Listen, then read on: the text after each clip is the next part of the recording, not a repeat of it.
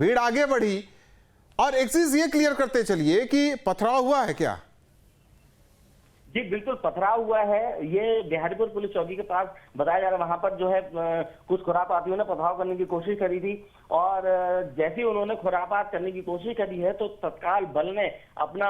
रूप दिखाया और उन्होंने इन खुरापातियों को खदेड़ दिया और इनकी तबीयत से इनके ऊपर लाठीचार्ज किया है। हालांकि ये वहां से भाग गए हैं, शांति व्यवस्था तुरंत कायम हो गई थी, लेकिन कहीं ना कहीं खुरापात करने की कोशिश की गई थी और पथराव भी किया। वाकई मनोज, खुरापात करने की कोशिश की गई। सैयद ओवैस अली लगातार हमारे साथ जुड़े हुए हैं। सैयद,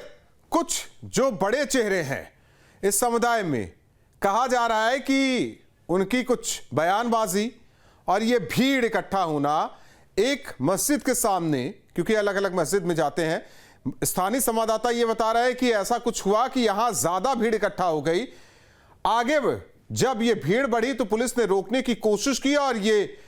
पथराव की बात भी बताई जा रही है कि बिहारीपुर पुलिस चौकी के पास पथराव जमकर हुआ और उसके बाद पुलिस ने लाठीचार्ज किया। सवाल इस बात को लेकर है कि बरेली को सुलगाना कौन चाहता है, बरेली में बवाल कौन चाहता है?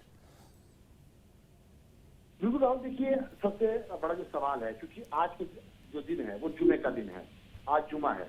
जो लोग नमाज कभी हफ्तों में अदा करते हैं, लेकिन वो भी जुमे की नमाज अदा करने के लिए मस्जिदों का रुख करते हैं और फिर अपील होती है कि लोग ज्यादा से ज्यादा इकट्ठा हों। मौलाना की जो अपील है उसके आह्वान पर ही मुसलमान लोग एक साथ इकट्ठा होना शुरू हो जाते हैं। मौलाना तौकीर रजा ने जिस तरह से अपील की थी लोगों से कि लोग ज्यादा से ज्यादा इकट्ठा हों, और आई लव यू मोहम्मद की जो पोस्टर है जो वो उनके हाथ में है, तो अगर आपको एहतजाज करना है तो आप कानून के दायरे में एहतजाज करेंगे। लेकिन शरारती तत्वों के द्वारा जिस तरह से पूरे मामले को तूल दिया गया, वहां पर पुलिस पर पथराव किया गया, तो अपने आप में ये उनके लिए संकेत है जिन्होंने इस घटना को अंजाम देने का प्रयास किया है। साथ ही साथ राहुल आपको ये भी बता दें कि उलेमाओं की जो अपील है,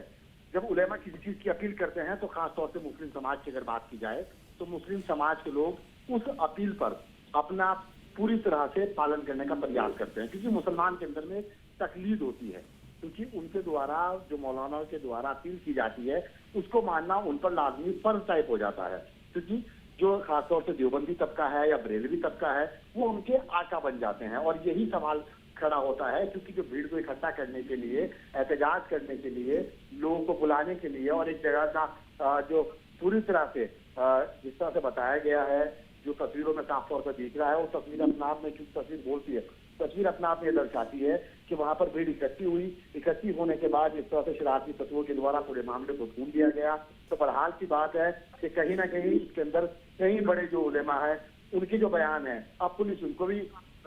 उनका संज्ञान लेना शुरू करेगी और बड़े पैमाने पर भी कार्रवाई होनी लाजमी बनती है, क्योंकि प्रशासनिक अधिकारी मौके पर पहुंच चुके हैं। बिल्कुल ग्राउंड जीरो पर एकस पर पैनी निगाह रखी जा रही है और जो तमाम जो बयान तौकीर रजा ने दिए थे भीड़ को इकट्ठा करने के लिए, अब उन पर भी पुलिस ने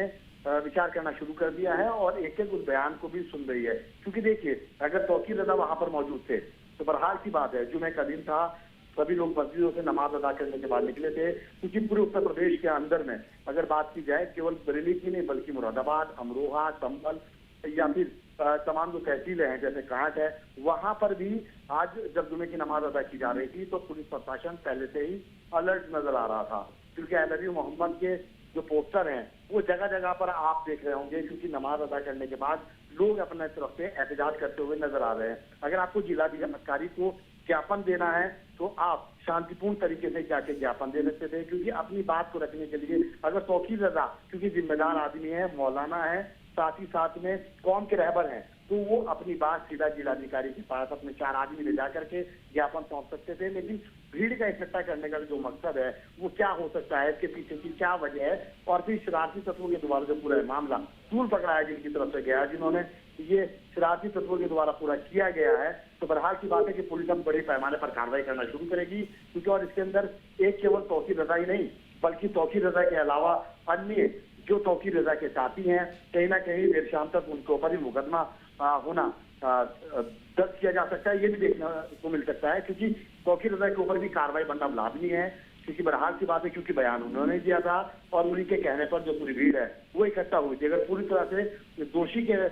माना जाएगा तो ऐसा लगता है कि शाम तक क्योंकि स्थिति बिल्कुल साफ हो जाएगी, और जब स्थिति साफ होगी तो स्पष्ट जो आंकलन है वो निकल के सामने आ जाएगा कि आखिरकार जो